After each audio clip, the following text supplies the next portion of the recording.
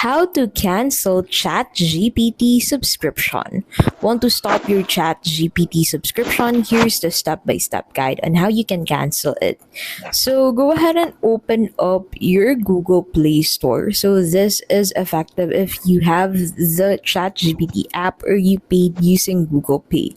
Click on your profile at the top right and then select payments and subscriptions and then select subscriptions. So under subscriptions, you should find ChatGPT. So once you find it, go ahead and click on it. And then once you click on it, you should find the cancel subscription button or cancel membership button at the bottom. So click on it and then you'll receive a confirmation email. Paid features remain active until the end of your billing cycle. Then your account reverts to the free tier. And that is the fastest way to cancel ChatGPT subscription.